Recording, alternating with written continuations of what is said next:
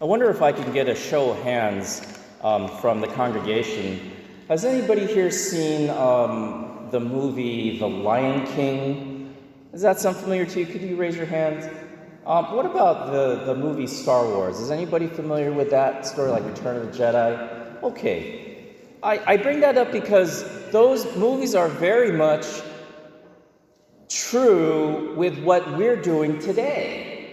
Or rather, I should say, those movies are true, or those movies are reflecting reality. Because there's one of the characters in The Lion King is named Simba, right? That little cute little cubby lion who was voiced by Matthew Broderick back in the 80s and 90s. And Simba is the son of the great king. What was the great king's name? Mufasa. Is that right? Yes. And then there was that little bird that was floating around. What was that little bird's name? Oh, yeah, the people from Hawaii know this. Zazu.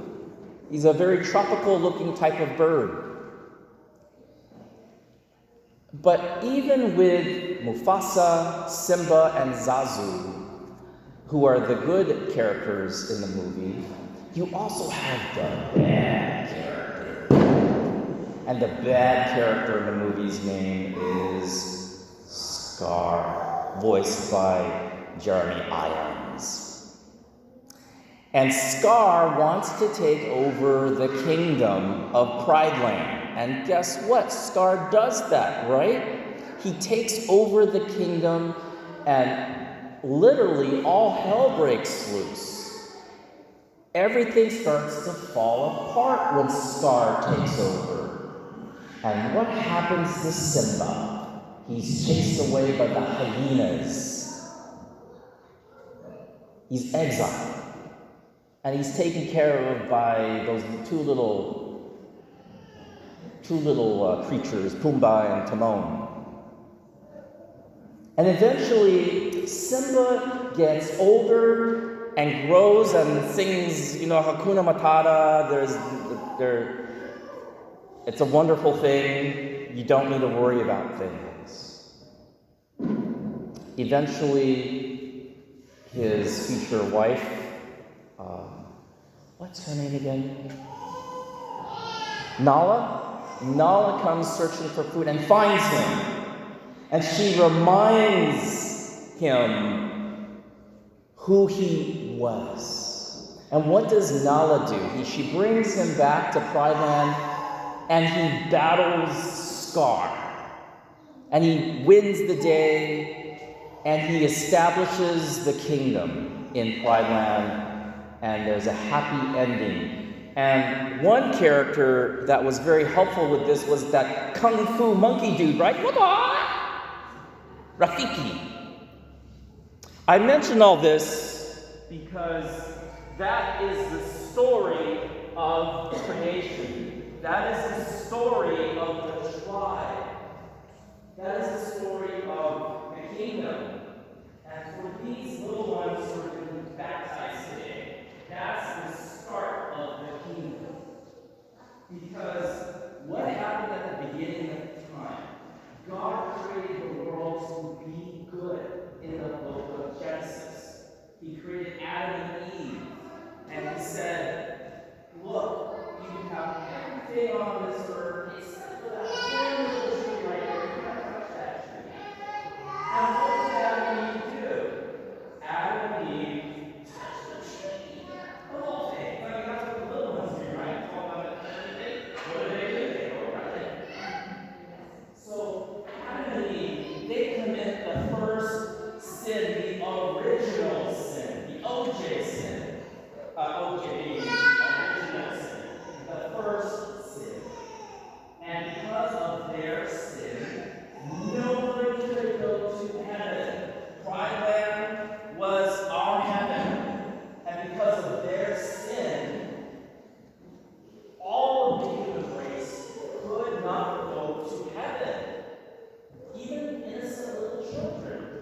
not the way to heaven. And this is because of a character who was an angel by the name of Lucifer, a light bearer. He was so good. But you know what, Lucifer, he kept saying things like, "Oh, look at me in the mirror, I'm so beautiful. I just adore myself." And what did Lucifer do? He rebelled against God. Lucifer is like Scar. Mufasa is like God the Father. And Scar screws up his relationship with Mufasa. Just like Lucifer did. He got kicked out. But God said, "I'm not going to abandon you." Even though Lucifer took 1/3 of the angels with him, those angels became demons. God said to the human race, "I'm going to send my Savior. I'm going to send my Son, your Savior. I'm going to send you Simba." And Simba is going to restore the kingdom that Scar took away. He did. And you know what Scar did? He was a bad man. Scar was so bad that he destroyed Rite. Did you know that? And Rite is just so screwed up, just like our planet is so screwed up. When you just look at the news every day, and what do you see? It's just bad news. Oh my gosh.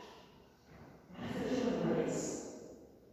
So what God does is he says, "I'm going to save the human race." And he does this by sending his Son. He became one of us.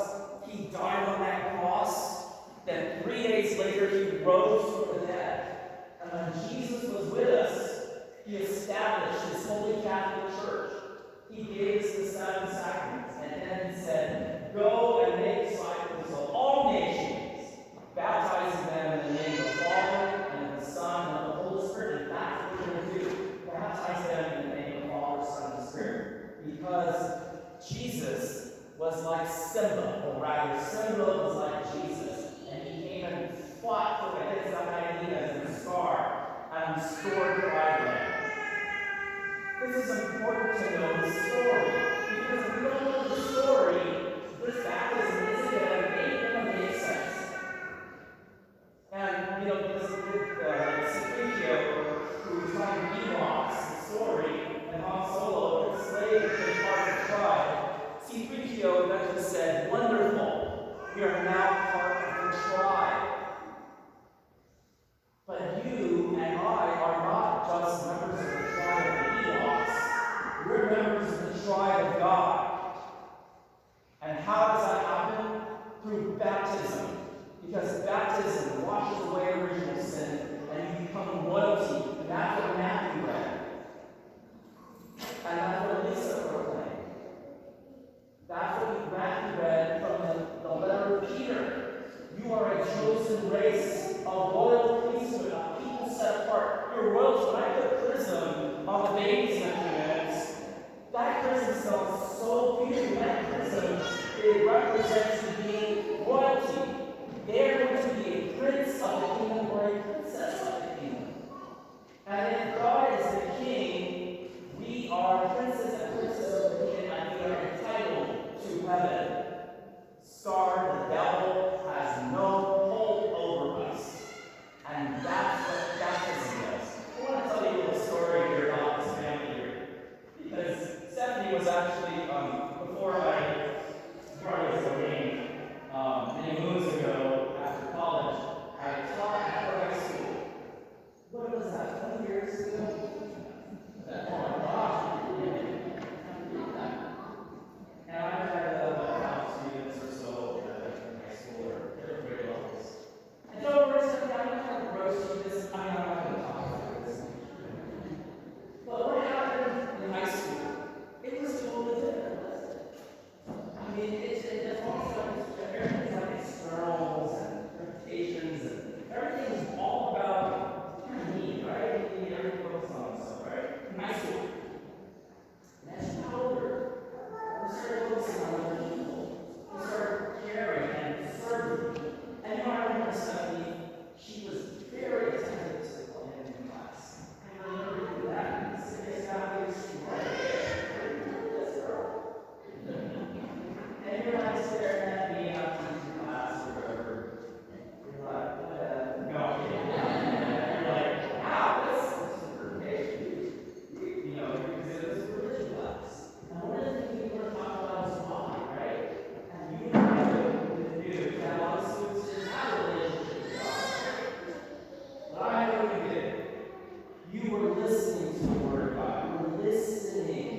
that's what we're doing here. We're listening to God inviting us today. We may be away from God. We may feel like, okay, I'm headed away from you. These babies and toddlers, they're showing us, take another look at God. I've been away from God. And now, today, I want to go closer to God. Because I don't want to be our scars rebellion. That's right. I don't want to be part of the rebellion. I don't want to be part of the tribe of God. I don't want to be the Nala and the lions and the good lions. And that's what we're doing in this baptism ceremony. Ooh, I just love the chrism oil that we're going to be anointed with. You're going to smell like royalty during the reception. Because that same oil that they're going to be anointed with is going to go on their foreheads.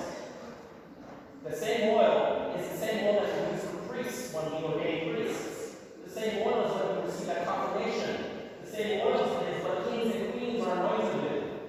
And so, when these babies and toddlers are baptized, and sin is washed away, they're going to become a princess. Did you know you're a princess? In baptism? You're going to be a prince.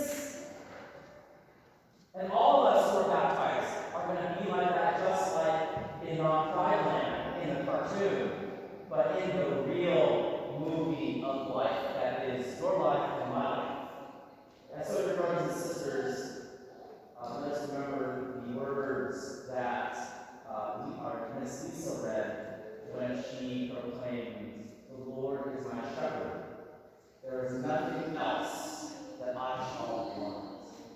Let this be a day of celebration and joy and gratitude for these babies and toddlers as we continue the journey home to Thailand. And may those little rafiqis of dudes be our guides to help return, just like John the Baptist prepared the way for Jesus. Rafiki did that with Simba. He prepared the way for the coming of the return of Simba, just like John the Baptist prepared the way for the return of Jesus Christ to save us from our sins, to save us from sin. And so we can be happy with baptism. It starts with baptism. So this is an invitation. We close, brothers and sisters. This is an invitation